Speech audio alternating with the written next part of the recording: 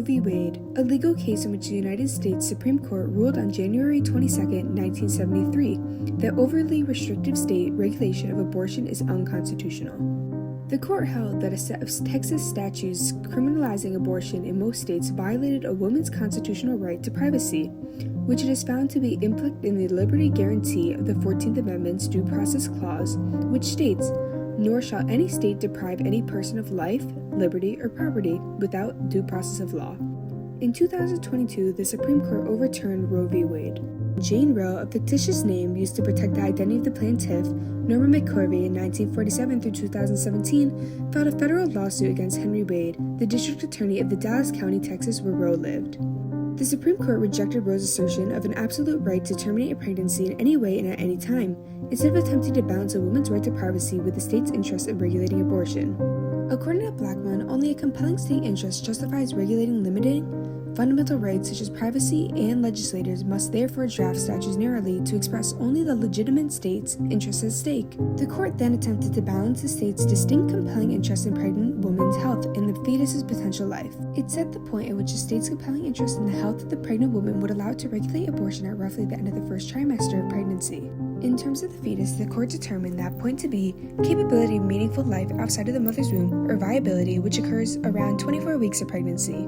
Repeated challenges since 1973 have narrowed the scope of Roe v. Wade, but have not resulted in its overturn. The Supreme Court ruled in Planned Parenthood of Southeastern Pennsylvania v. Casey in 1992 that abortion restrictions are unconstitutional if they impose an undue burden on a woman seeking an abortion before the fetus is viable. The Supreme Court upheld the Federal Partial Birth Abortion Ban Act in 2003 and Gonzalez v. Carhart in 2007, which prohibited a rarely used abortion procedure known as the intact dilation and evacuation. In Whole Woman's Health v. Hellerstedt in 2016, the court used its Casey decision to overturn two provisions in a Texas state law that required abortion clinics to meet ambulatory surgical center standards and abortion doctors to have admitting privileges at a nearby hospital. In May of 2021, the Supreme Court agreed to hear in its October 2021 term a lower court's decision to overturn another lower court's decision to overturn a Mississippi state law passed in 2018, in which prohibited most abortions after the 15th week of pregnancy, well before the point of fetal viability. Despite the fact that the law was clearly unconstitutional under Roe v. Wade and Planned Parenthood v. Casey, Mississippi lawmakers passed it in hope that the inedible legal challenge would eventually reach the Supreme Court, where a conservative majority of justices would overturn and drastically limit the scope of those decisions. The court agreed to consider only one question in the case, Dobbs v. Jackson, Women's Health Organization, whether bans on all pre-viability abortions are unconstitutional. In May of 2022, an apparent draft of a majority opinion in the case written by Justice Samuel A. Alito Jr. was leaked to a political news publication in what would be an unprecedented breach of the court's judicial secrecy. In February 2022, opinion stated that the court voted to overturn both Roe v. Wade and Planned Parenthood v. Casey. Both Roe and Casey were overturned as expected in the court's official decision in Dobbs, issued in June 2022, in which Alito stated that there is no constitutional right to abortion. In May 2021, Texas passed SB 8, which effectively prohibited almost all abortions after the detection of fetal cardiac activity, also known as fetal heartbeat, around the 6th week of pregnancy. The law differed from several other fetal heartbeat statutes placed in other states and later overturned in court, in that it transferred responsibility for enforcing the ban from state officials to private citizens.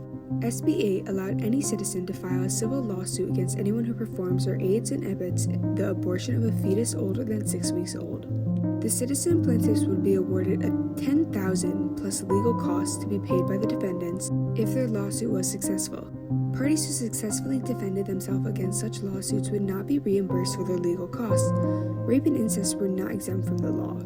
Because state officials would not be enforcing the law, they could presumably not be named as the defendants in any legal action requesting a judge to stop enforcement or declare the law unconstitutional.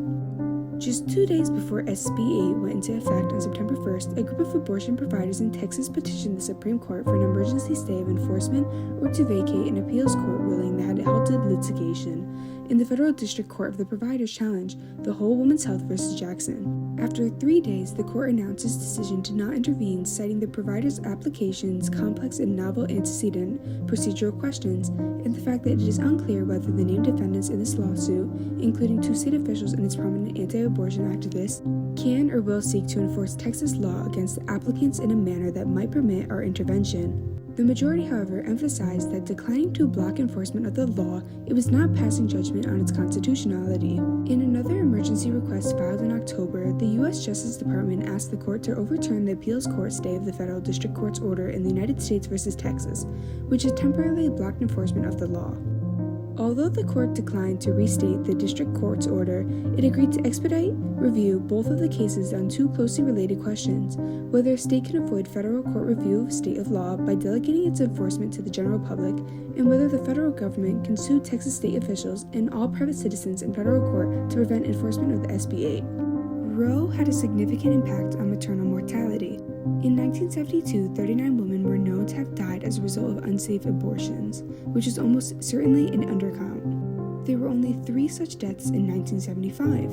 In 1965, 8 years before Roe v. Wade, illegal abortion accounted for 17% of all pregnancy-related deaths. In the modern era, only 0.2% of people who have had abortions require hospitalization for complications. It is unclear how an impact of Roe had it put on public attitudes towards abortion because the public opinion was already shifting before the case had decided. Only 5% of the Americans thought abortion should be legal for married people who didn't want any more children in 1965. By 1972, the year before Roe v. Wade, that figure had risen to 36%. Pollsters began asking about abortion for any reason after Roe was overturned, and polls show relative stability in responses for that question since the mid-1970s. There are still many lingering opinions on Roe v. Wade to this day, but each state has its own law on how to handle it. Women are forced to follow whatever law is given in their state of choice, whether they believe it or not.